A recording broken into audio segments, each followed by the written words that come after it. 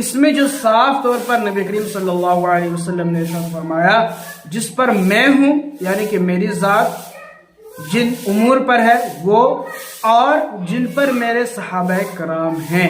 لہذا آپ صلی اللہ علیہ وسلم نے معیار حق اپنے ذات کے ساتھ بھی منتسب کیا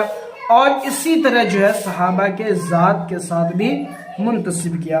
اب یہاں پہ اسی طرح جو ہے قرآن کی آیت بھی شاہدہ بل هو آیات بینات فی صدور الذین اوتوا العلم وما یجحد بآیاتنا الا الظالمون، یہاں پہ صاف صاف جو ہے یہ بتایا گیا کہ ان لوگوں کے سینے میں جن کو ملی ہے سمجھ، جن کو علم عطا کیا گیا ہے اور جن کو سمجھ عطا کیا گیا ہے، یہ تمام آیتیں اور نشانیاں موجود ہیں، مگر جو صرف ظالم ہوتے انکار کرنے والے ہوتے ہیں وہی ان باتوں کا جو انکار کرتے ہیں اور ان باتوں سے روگردانی کرتے ہیں۔ اب یہاں پہ جو میں نے حدیث پیش کیا ظاہر سی بات ہے، اس میں نبی کریم صلی اللہ علیہ وسلم کی ذات بھی موجود ہے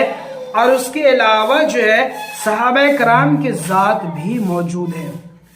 ٹھیک ہے۔ ما انا علیہ و اصحابی، یہاں پہ کچھ لوگ یہ سوال کرتے ہیں کہ اس سے مراد جو صحابہ کی ذات نہیں ہے، اگر صحابہ کی ذات مراد نہ ہوتی ہے تو نبی کریم صلی اللہ علیہ وسلم یہ کیوں فرماتے کہ ما انا علیہ و اصحابی،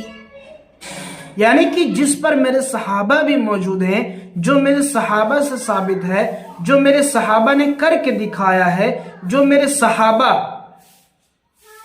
کیوں کہا گیا یہ ذرا سوچنے کی بات ہے۔ تو ایک چیز یہ ہے، اور پھر ایک جو ہے قرآن کی آیت ہمیں ذہن میں رکھنی چاہیے، من یطع الرسول فقد اطاع اللہ، کہ جس نے رسول کی اطاعت کی اس نے اللہ کی اطاعت کی۔ نبی کریم صلی اللہ علیہ وسلم خود فرماتے ہیں کہ میری اطاعت اگر کرنی ہے تو ظاہر سی بات ہے میرے طریقے پہ رہو اور میرے صحابہ کے طریقے پر رہو۔ لہذا اس سے یہ سمجھ میں آیا کہ جو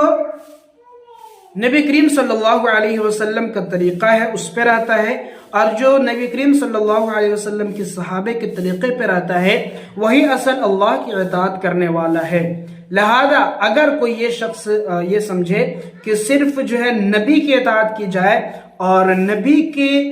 جو ماننے والے جو صحابہ ہیں جن کو نبی نے معیار حق کہا ہے اگر ان کی اطاعت نہ کی جائے تو لہذا نبی کی اطاعت نہ کرنا بھی لازم آئے گا، کیونکہ خود نبی کریم صلی اللہ علیہ وسلم کو معیار حق کہتے ہیں اور معیار حق صحابہ جن کو نبی نے خود کہا ہے ان کا انکار کرتے ہیں، تو اس سے لازم آئے گا کہ جو نبی کا قول ہے، جو حدیث ہے ما انا علیہ وصحابی، اس کی بھی تردید کی جائے۔ لہذا معیار حق جو ہم نبی کو مانتے ہیں اس کا بھی انکار لازم آئے گا۔ ظاہر سی بات ہے اگر ہم نبی کو نعوذ باللہ معیار حق نہیں مانتے ہیں، پھر اللہ نے جس نبی کو دین دے کر بھیجا ہے ہم اس کے منکر ہیں۔ لہذا یہ بات سمجھنی چاہیے کہ جو صحابہ کے معیار حق ہونے کے منکر ہیں وہ التزاماً نبی کریم صلی اللہ علیہ وسلم کے معیار حق ہونے کے منکر ہیں۔ اب یہاں پہ دوسرا نقطہ جو اہم ہے، کیا تنقید سے بالا تر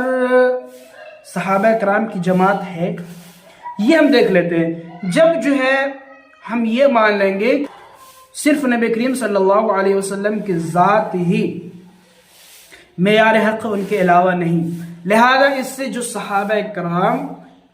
کا جو عدل ہوتا ہے وہ ساقط ہو جائے گا۔ اب صحابہ کرام کے بارے میں ہم جو میں آئے گا سو بولیں گے، صحابہ کرام پر تنقید شروع ہو جائے گا، صحابہ کرام پر جرح بھی جائز ہو جائے گا، طعن و تشنیع بھی درست ہو جائے گا، یعنی کہ اب ہم یہ بھی سمجھ لیں گے کہ صحابہ کرام کی جماعت حق پر ہے یا نہیں۔ جب ہم نے اس چیز کو سمجھ لیا کہ نبی کریم صلی اللہ علیہ وسلم کے علاوہ کوئی بھی معیار حق نہیں ہے، کوئی بھی تنقید سے بالا تر نہیں ہے، لہذا یہ لازم آیا کہ صحابہ کرام کی جماعت بھی تنقید سے بالا تر نہیں ہے، اور معیار حق جس کو نبی نے فرمایا ہے اس سے ہم یوں کہہ رہے ہیں کہ اب آپ نہیں بلکہ ہم آپ کو چیک کریں گے کہ آپ نے صحیح کیا ہے یا نہیں۔ یہ ہوا تنقید سے بالا تر۔ اسی لیے مودودی صاحب نے جگہ جگہ پر صحابہ کرام کے اوپر جرح کیا ہے۔ میں کھل کر یہ بات کر رہا ہوں، چاہے جو ہے ان کی کوئی بھی کتاب اٹھا لے، اور انہوں نے تفہیم القرآن میں بھی غلط بیانی سے کام لیا ہے. اپنے جتنی بھی کتابیں ہیں اسی طرح حضرت معاویہ پر جو انہوں نے